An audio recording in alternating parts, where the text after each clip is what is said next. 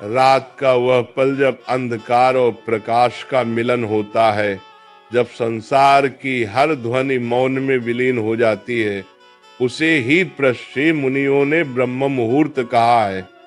कहते हैं इस समय देवता धरती पर उतरते हैं, क्योंकि यही वह क्षण है जब प्रकृति और आत्मा का कंपन एक समान हो जाता है।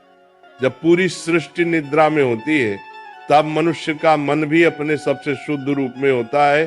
अहंकार, लोभ, क्रोध, ईर्ष्या सब नींद के साथ शांत हो चुके होते हैं। देवता किसी सोने वाले शरीर में नहीं, बल्कि जागे हुए चेतन मन में प्रवेश करते हैं। यही कारण है कि इस समय की प्रार्थना, ध्यान या संकल्प सबसे शीघ्र फल देते हैं। ऋषियों का कहना है कि ब्रह्म मुहूर्त में पृथ्वी की वायु में दिव्य ऊर्जा बहती है, जो सूर्य के उगने के साथ ही लुप्त हो जाती है। इस ऊर्जा को केवल वही आत्मा ग्रहण कर पाती है जो उस क्षण जागी हो और अपनी सांसों को शांत रखे। इसीलिए जब मनुष्य उस समय उठकर ध्यान करता है तो उसे देवताओं का आशीर्वाद प्राप्त होता है, क्योंकि वह स्वयं को उसी तरंग पर ले आता है जिस पर देवता कंपन करते हैं। कहते हैं कि देवता किसी मूर्ति में नहीं, बल्कि विचारों की पवित्रता में बसते हैं। ब्रह्म मुहूर्त का समय इसीलिए विशेष है क्योंकि उस घड़ी में संसार के सारे नकारात्मक विचार शांत होते हैं। जिस क्षण पूरी प्रकृति विश्राम में होती है, उसी क्षण आकाश के द्वार खुलते हैं और देवत्व की तरंगें धरती को स्पर्श करती हैं।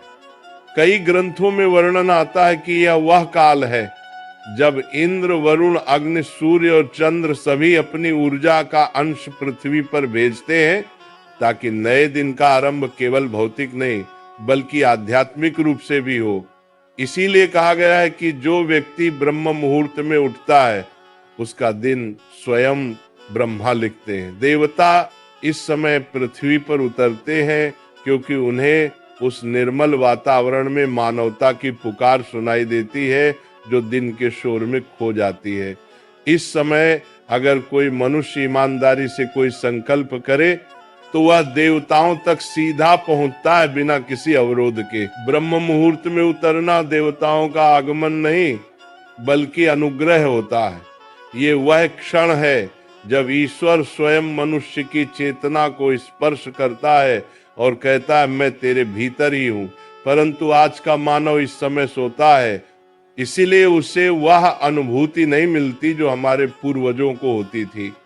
प्राचीन समय में ऋषि अपने शिष्यों को ब्रह्म मुहूर्त में उठाकर अग्निहोत्र कराते थे, ताकि अग्नि के माध्यम से देवताओं का स्वागत किया जा सके। ऐसा माना जाता है कि देवता उसी घर में ठहरते हैं जहाँ उस घड़ी में दीपक जल रहा हो, मंत्र गूंज रहे हो और किसी हृदय में आस्था जल रही हो। ये समय सिर्फ साधना का नहीं, बल्कि सृष्टि से संवाद का होता है। इस पल में जब कोई मनुष्य अपने ईश्वर को याद करता है, तो उसका मन ब्रह्म की लहरों में विलीन हो जाता है और देवता उसी लहर के सहारे धरती पर उतर आते हैं। इसलिए जब तुम सुनो कि देवता ब्रह्म मुहूर्त में धरती पर आते हैं, तो समझो कि वे आकाश से उतरते नहीं, वे तुम्हारे भीतर जागते हैं। क्योंकि ब्रह्म मुहूर्त का अर्थ ही है जहाँ ब्रह्म प्रकट होता है। जब सब सो रहे हो और तुम अपने ईश्वर को पुकार रहे हो, तब पूरा ब्रह्मांड तुम्हारी आवाज को सुनता है।